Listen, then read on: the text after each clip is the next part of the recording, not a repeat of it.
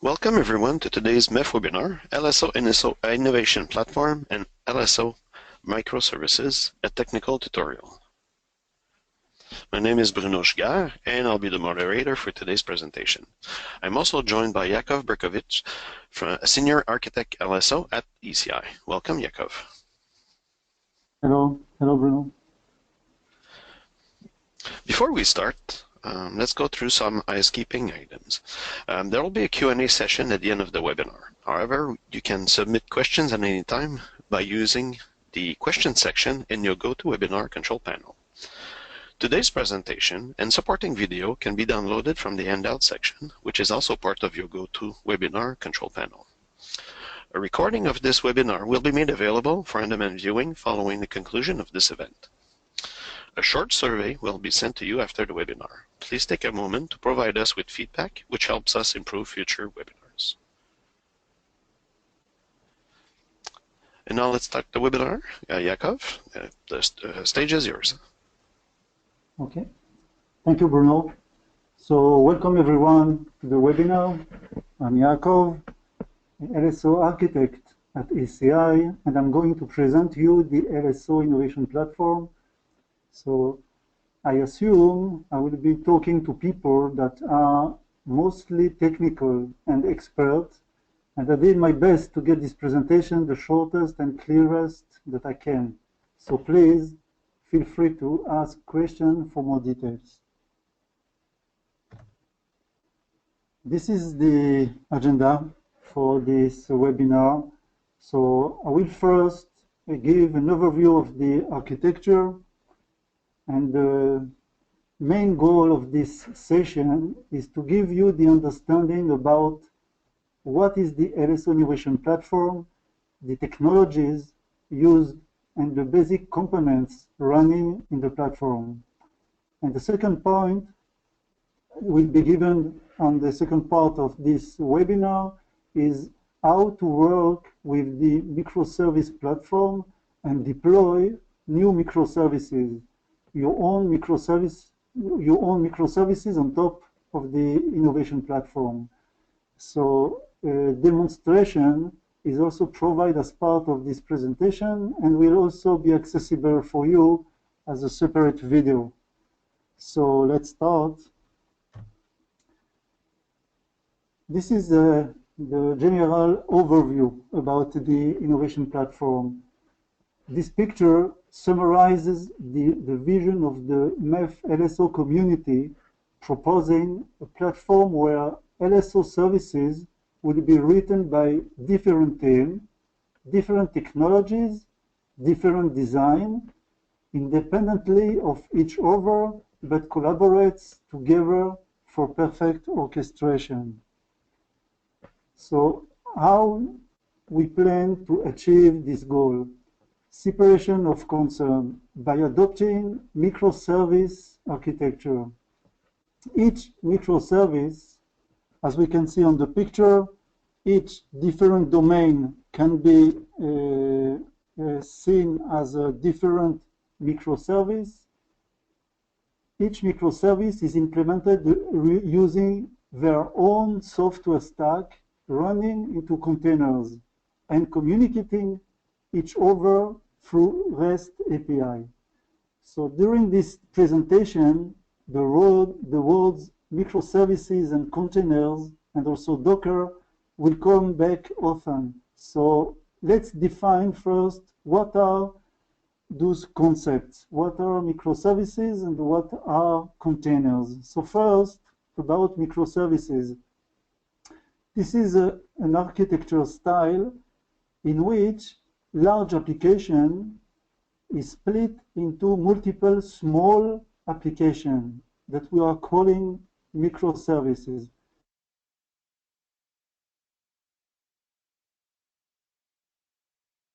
Each of the application, and this is the reason we are calling them microservices, it describes a strategy for decomposing a large project into smaller, more manageable pieces. Again, as you can see in this picture, the LSO is decomposed into several different domains like assurance, and fulfillment and so on.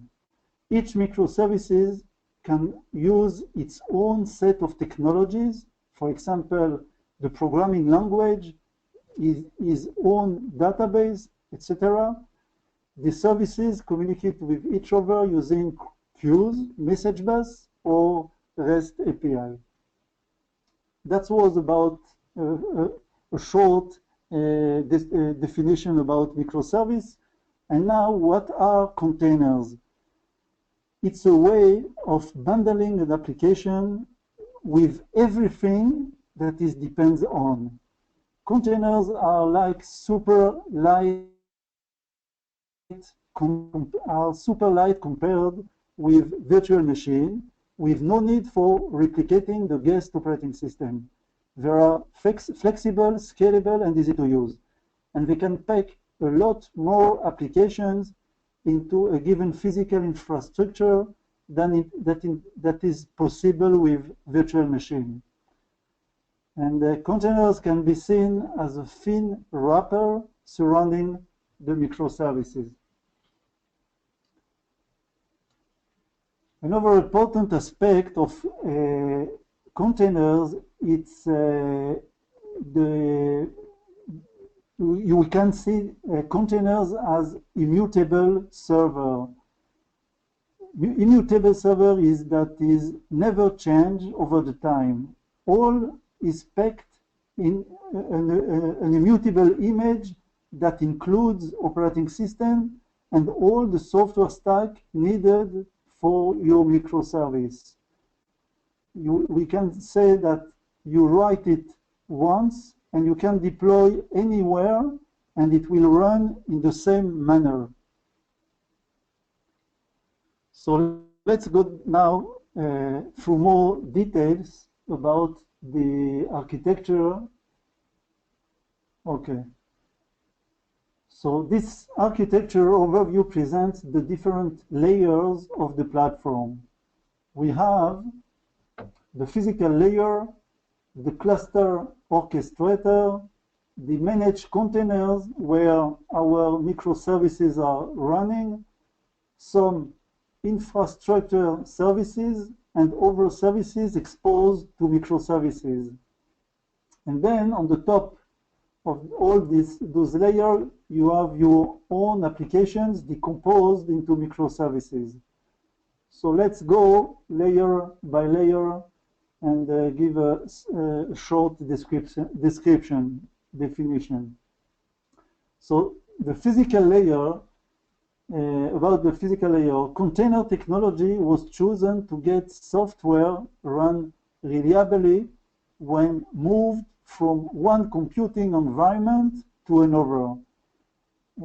Containers gives us to be fully agnostic about where our application is running, on which kind of hardware, if it's physical hardware or cloud platform.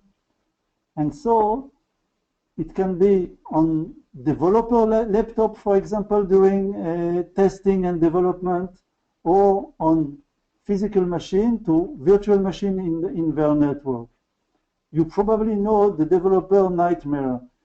If, for example, you are going to test your application using Python 2.7, and then, by mistake, it will going to run on Python release 3 in production. And for sure, something wrong will happen. This kind of mistakes cannot be while we are running using container, because all the environment is also packed together with our application inside the container. So the next layer, the Docker orchestration. Docker gives us the infrastructure for your application to be agnostic about the underlying servers, virtual or physical. It can be, by the way, also a mix of virtual, physical, or also instance of virtual machine in the cloud. In addition, it will provide the service isolation. The code developed with different technology, different language, programming language, are running side by side without interfering. Now we need to manage all the Docker containers, and the decision was to use Docker Swarm as the orchestrator. This is the name of the Docker cluster technology that is used to manage all the containers, all the distributed containers over the different virtual machines. The responsibility for high availability, load balancing, service location transparency, secure communication, and so on, is given out of the box by Docker Swarm. If we are going up to the next layer, we have here the containers that are managed by Docker Swarm, where our microservices are running. And on top of this layer, we have some infrastructure services like service delivery that is part of the platform. We provide also a secured container registry that is provided as part of the LSO platform.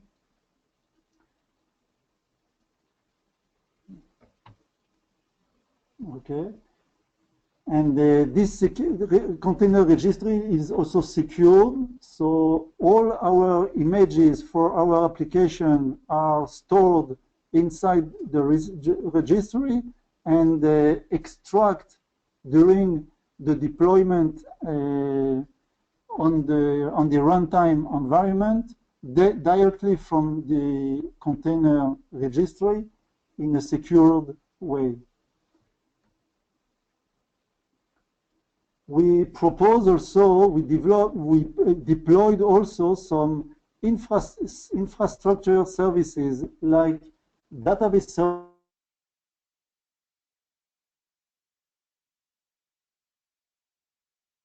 services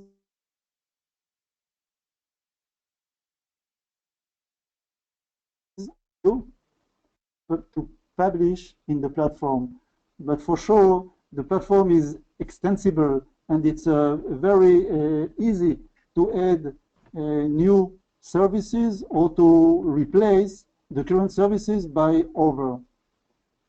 On the side of the infrastructure services, we have also some application services like centralized logging, license service, authentication service, and central configuration.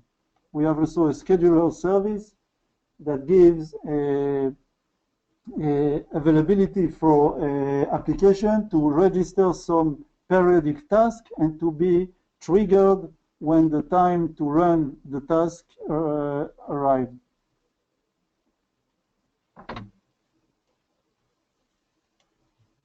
We also, as part of application services, we also deploy ELK, Elasticsearch, Logstation, Kibana as an application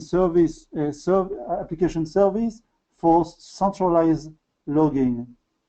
And on the side, you can see that Zabbix is monitoring all the virtual machine and also all the containers. Zabbix is responsible to discover automatically new containers and monitors them and also the host where the container is running. Okay, so let's move to the next slide. And this is a kind of summary about the LSO Innovation Platform and the main characteristics of the platform. So, as you understand,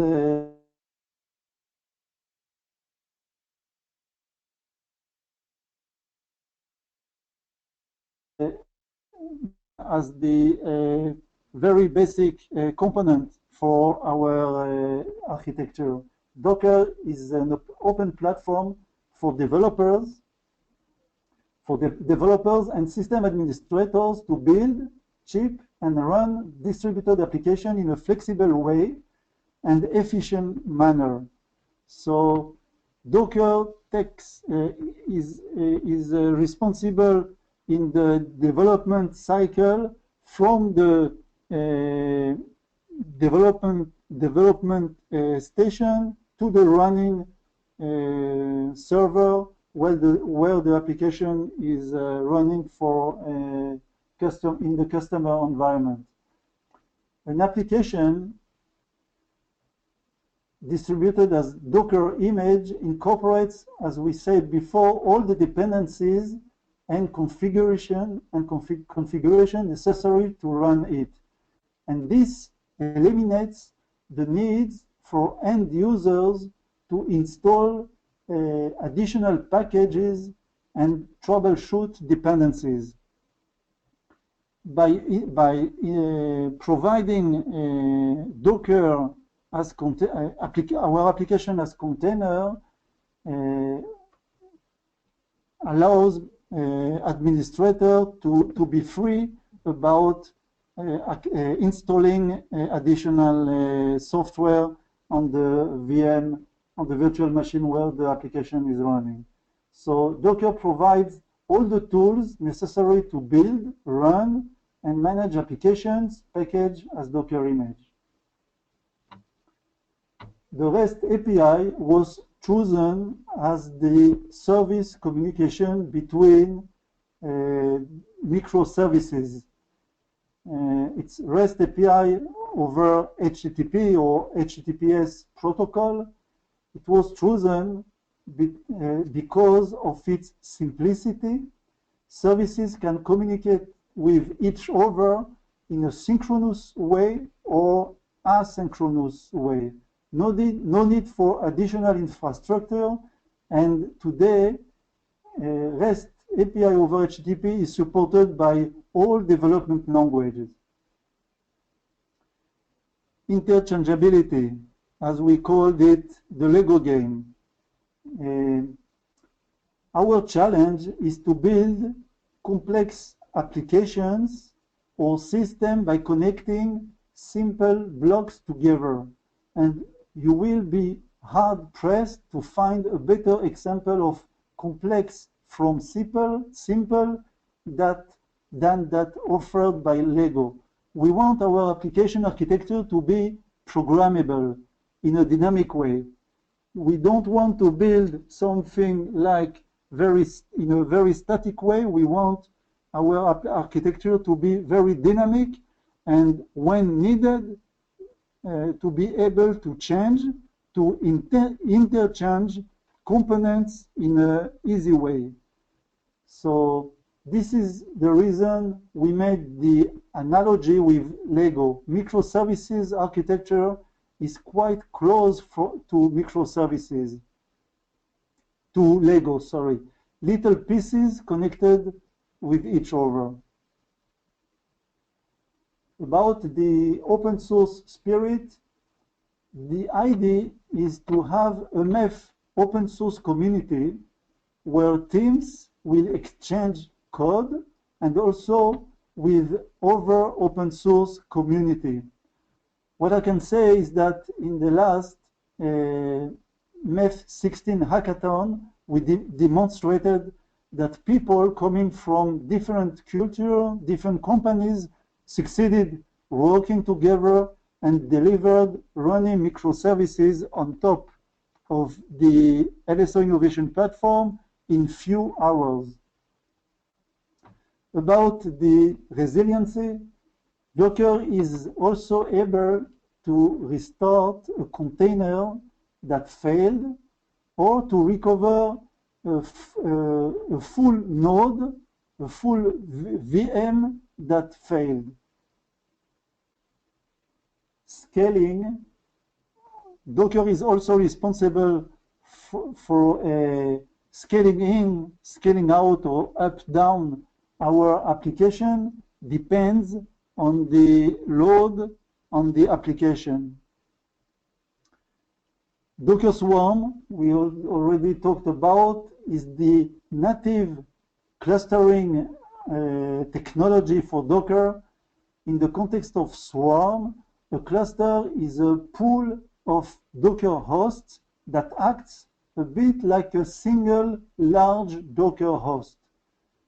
And so, instead of deciding which host to start every container on, we can tell just Swarm to start our containers, and the decision where to run the container will be taken by Swarm.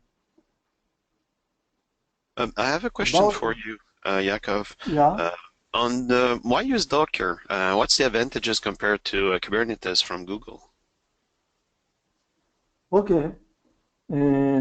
First of all, I have to say that the two technologies are very good technology. Kubernetes provide also a very good platform for container management. The two technologies were emerged in the last 3-4 years. And in terms of orchestration, the two technologies are very close. But in the last 6 months, what we can see is that Docker closed the gap. Docker closed the gap that he had with Kubernetes. And Docker did major improvement from the previous release and the new one. What I can add also is that Docker is much more simple than Kubernetes. It requires much less resources than Kubernetes. For example, deploying a cluster is a question of minutes with few commands with Docker, while doing the same with Kubernetes on premises, on your own install base, it's much more complicated.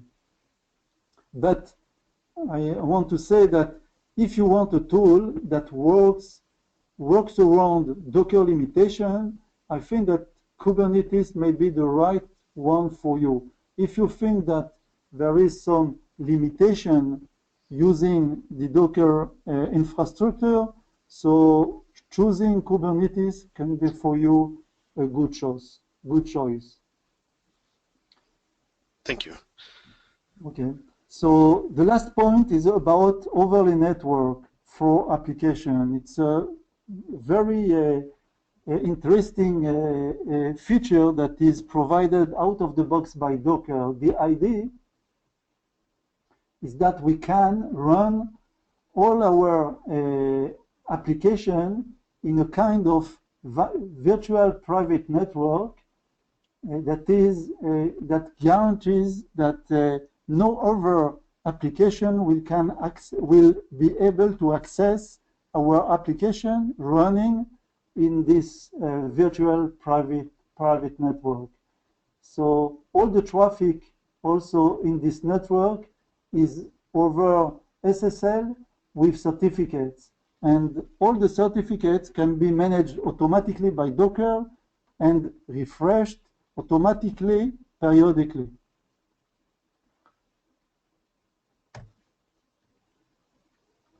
Now we are moving to a general overview about what is a typical microservice architecture pattern. We have on the left side the external application that can be browsers or machine servers connecting to the gateway, the entry for our application, and on the right side we have the trusted network where all the microservices are running. So this overview presents a typical microservice architecture pattern implementing the API gateway and underlying microservices on the right side that serves the business logic. The flow is, as we said before, from the left to the right. We have several kinds of client, browser, smartphone, and also external applications that are requesting a service from the LSO application. Gateway should be considered as a set of services. It's not only one services.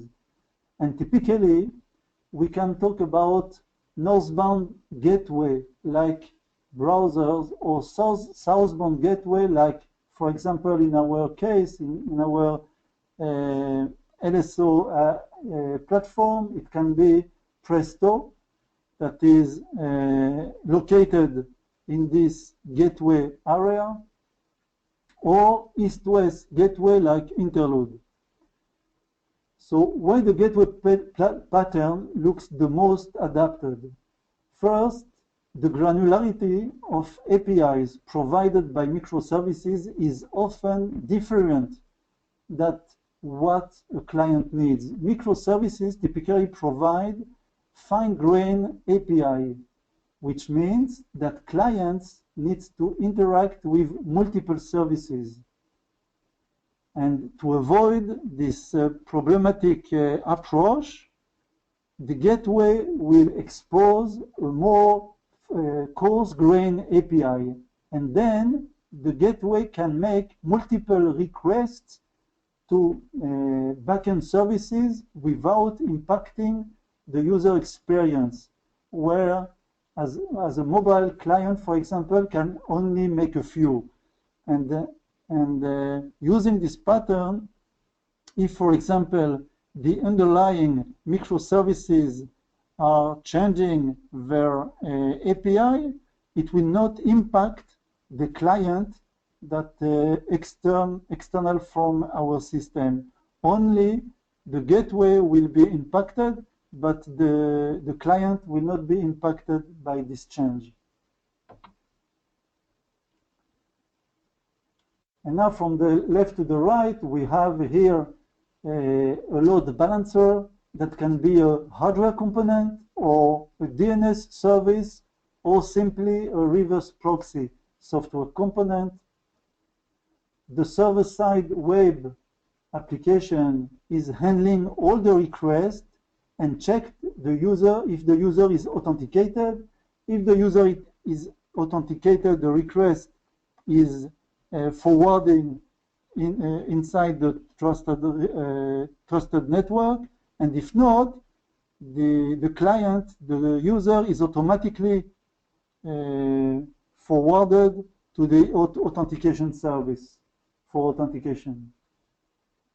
So in the gateway zone, clients are requested to be authenticated, else no access to the heart of the system is given. Also, user roles are checked before forwarding requests to microservices. And after authentication, clients get their own JOT, that is the JSON web token, that should be used during all the session. And this is the signature for microservices running on the trusted zone that our user has been authenticated.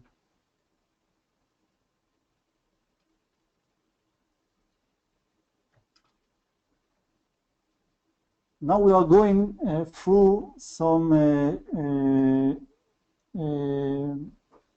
specific characteristics that is provided out of the box inside the LSO Innovation Platform, as we try to adapt the platform to be adapted for microservices application.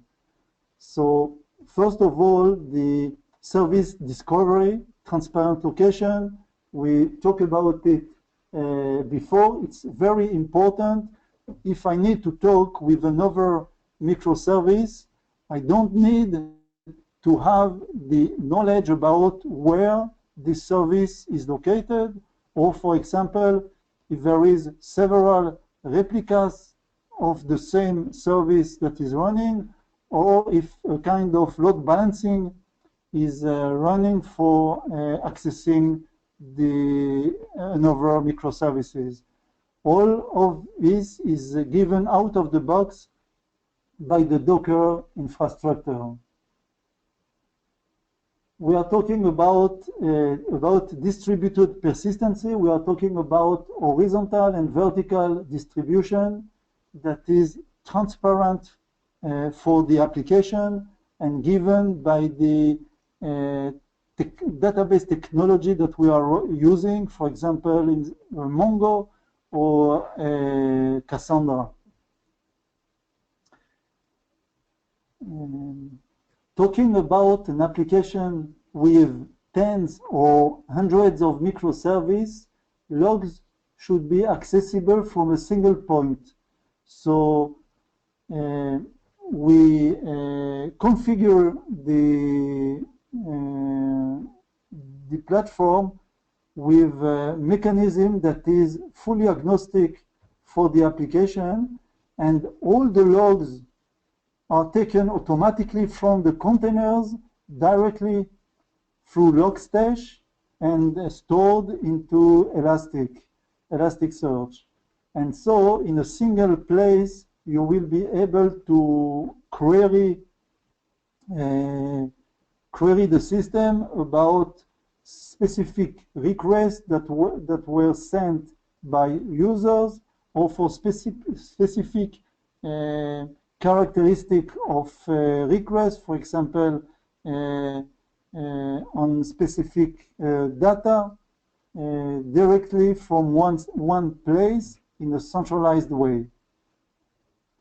The service is deployed automatically and is agnostic for the application. You don't need to take care about it. Automatically, all your logs will be forwarded to the Elasticsearch. About authentication, authorization, and SSL termination proxy, we talked about it in the previous slide. We have a kind of generic gateway that is taken, that's checked all the authentication and authorization purpose, and if the user is authenticated, the request will be forwarded to the microservice to be processed. Another important characteristic of the LSO platform is the flow ID, or also called correlation ID. When talking about microservices chaining, that is several microservices that are connected each other to perform some business logic, it's important to be able to track correlation IDs. The ID is very simple. When a user facing service receives a request, it will create a correlation ID. That is, on the gateway, when we have an incoming request, the gateway automatically will create a correlation ID and will put it in the header of the request and pass it along in the HTTP header to every other service, include it they put it for sure in the whole message that is logged, so we will be able to track this correlation ID in the centralized logging in the Elasticsearch. About single sign-on, we are using the JSON Web Token that is created and applied for each request after the user has been authenticated. After authentication, the token is generated, and this token will appear in all request header and tell the microservice that the user has been authenticated. The platform also automatic records everything that happens in your services to a flexible matrix running on Zabbix. Zabbix also collects a very big number of events, system events, for example, and store them on its own database that can be query for network analysis, for example. Scaling and scaling out, scaling up and down is supported. Currently in this version is supported in a manually way. That is, from the command line, you are able to scale in, scaling out, and you can, for example, add a new replica for your microservice, or to stop one of the replica, or for example, to add a new node, a new virtual machine to your cluster. And the last point, high availability and failure resiliency that is supported out of the box by Swarm.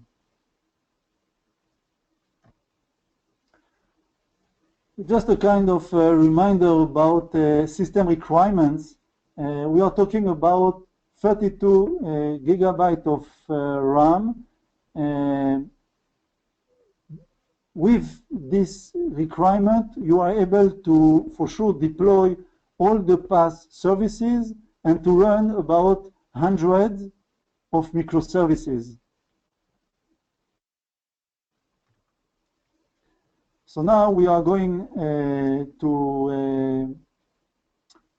through the step-by-step procedure to teach you how to add a new microservices running on top of the LSO Innovation Platform. So as I said before, we have a demonstration at the end of this part that has been recorded, and you will be able to run it by yourself. So let's go over the step. The first step is to install the application deployer.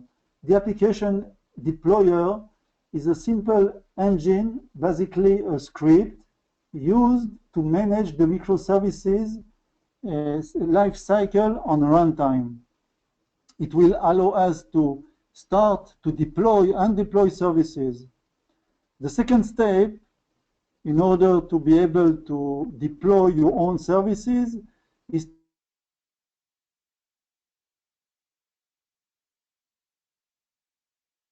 to create. You will go in more details in the next slide.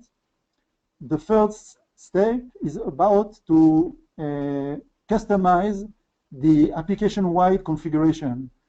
We have two files, for example, environment variables that you can edit and customize, so you will be able to use those variables into the service descriptor that we are describing on the step 4.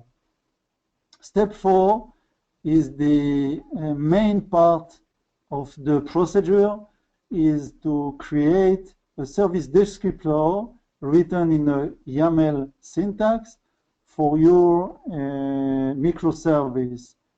We will go down in details in a few slides. And the last part is simply to deploy the microservice on top of the PaaS. So the first step consists to install the application deployer. This installer is provided as part of the LSO Innovation Platform. In the tools directory, you can access this utility and run it, for example, by giving the list of VM IP address where the platform has been deployed. And you can use also this second option. We'll see it in the demonstration, the app user, to create a user owner for the application. So it will be simpler for you to manage your application. And on the bottom, you have an example how to run this utility. So we just installed the application deployer. Now we have to create the Docker image. As I said before, the Docker image is necessary. It contains all the package and the additional software that are needed for your application. The image contains all your application, and together with your application, all the software stacks needed in the runtime. So to create the image, you just have to use the Docker command, Docker build, in the way that is proposed here. And then the ideal is to push the image to the repository. If you remember, in the slide that we presented about the architecture, we mentioned that we have a registry for images. The idea is, after you build your microservice images, is to push it into the repository, so it will be available for all the virtual machine that will compose your cluster.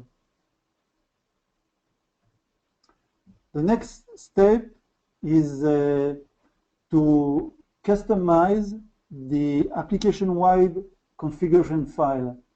The application descriptor file is a YAML that defines the basic properties of the application. All the global information that is shared by all or most of all the microservices can be put in this file, and every application will be able to use those definitions in the step 4, where that is the creation of the microservice descriptor file. But as part of the installation, a default configuration is created. So if you do not have some customization to do, you can simply skip this step, the step 3, and go directly to the step 4. Anyway, at any time, you can edit those files during the life cycle of your application, add new variables, new configuration, and deploy part or all your microservices to take the change in account. Here is an example of the application YAML file that contains all the Docker resources, like as we talked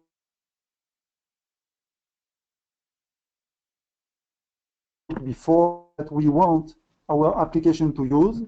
And another, for example, here, another overlay network that is related to the infrastructure overlay network where database services, for example, are running. So we simply give for these microservices to be connected on 2 networks. And on the bottom, an example of the application.env file, where you can define some environment variables that can be used in the step 4 into your service descriptors. So this is the last step before deploying your microservice. The syntax for this file is comply to Docker Compose syntax. This you have to prepare a kind of file for each microservice that you want to deploy on the platform. This file must be kept in the config service descriptors directory, and the file name must be the same as the microservice service name. And the deployer simply go through the directory service descriptors and collect all the YAML file and deploy them. This file contains all the dependencies with external resources, like, for example, the IP, or in our case, the name, the DNS name of the other services, other microservices that this current service is communicating with. So here is a list of example of sections that can be customized into this file. And as we said before, there are some mandatory definitions, like, for example, the service name, and for sure, the Docker image that will be used to instantiate your Docker. Here is an example of the microservice descriptor file. This example is the same as used in the demonstration, so the source code is also provided as part of the LSO Innovation Platform. So by installing and running it, you will be able to access the source code. And the last step is about to deploy your microservice in a very simple way. Just deploy all the services that are defined and located under the service descriptors directory, or you can, for example, undeploy, or the same exists for to deploy only one service. So this slide is about to give you a kind of summary about all the configuration needed in order to be able to deploy your own microservices. You can take this slide as a kind of reference to help you building and customizing your system. So let's proceed now with the demonstration.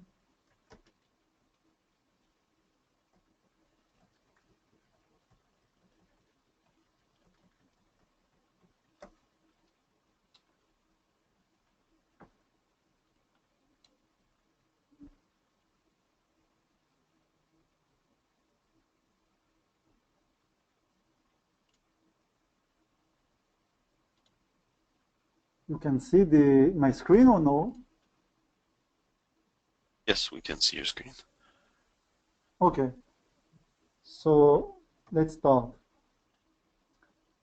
So on the left side, you have the README that explains you step by step, as you saw in the presentation, the step-by-step procedure how to create, install, create the image, and deploy the service, and at the end, how to test it using curl.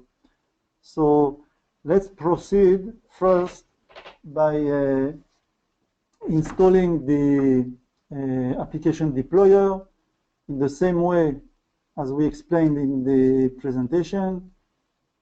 We give the IP. Currently, we are running it on a standalone configuration, but the same just by listing more IPs will deploy it on cluster way. This was the first step.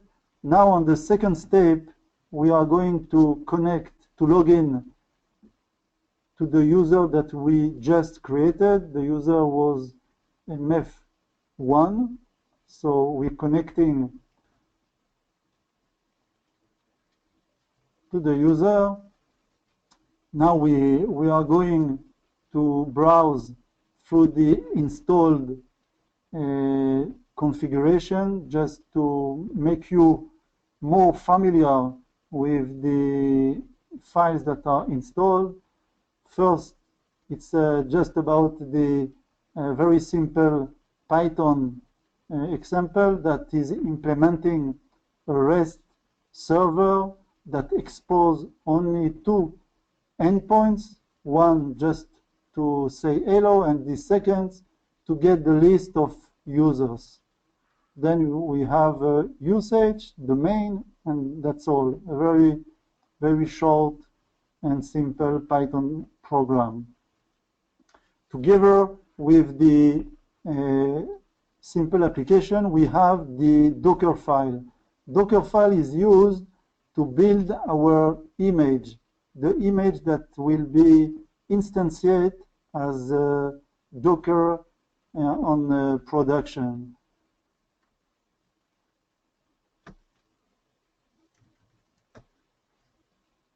So again, all those files will be available for you. So even if it's going to be quite speed, you will be able to practice and play with this simple example.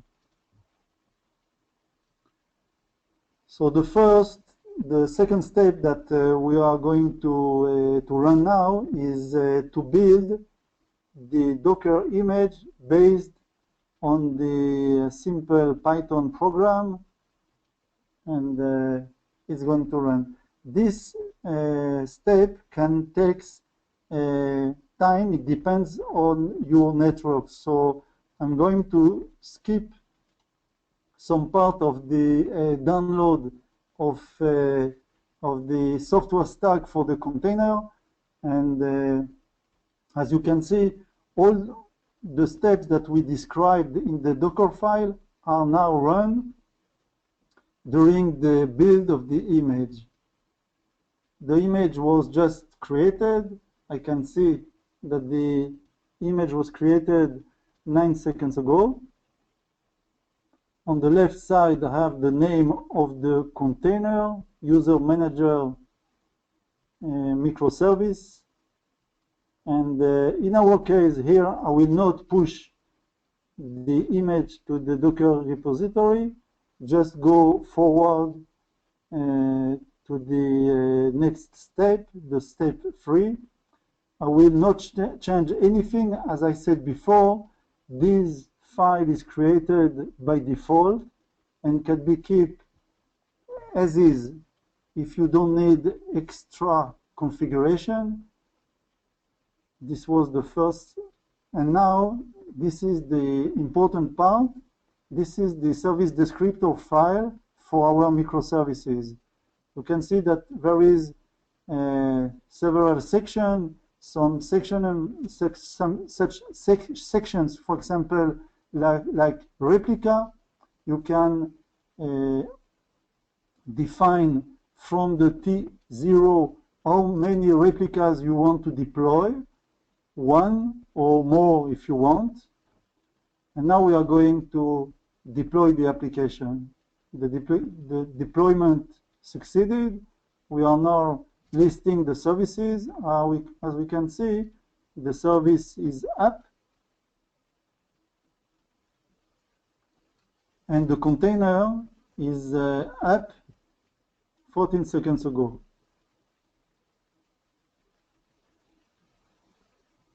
Now, what we have to do is just to test that our container and application inside is running. As we can see, by running a simple REST command, we got all the users that are defined inside our application. The next step is just to demonstrate about scaling. Okay, first want to show about Elasticsearch and the logs that were automatically forwarded to Elastic.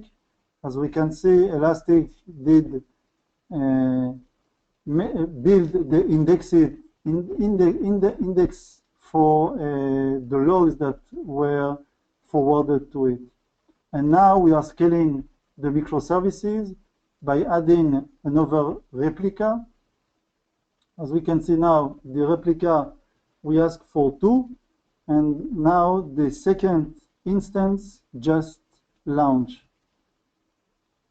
Just clear the output, and we are now running one request. Sorry, we are running one curl to get the list of users and another one. And what we expect to see is that the load balancer, by running the round-robin algorithm, just ask for one container with the IP 10.0.0.3 and 10.0.0.4.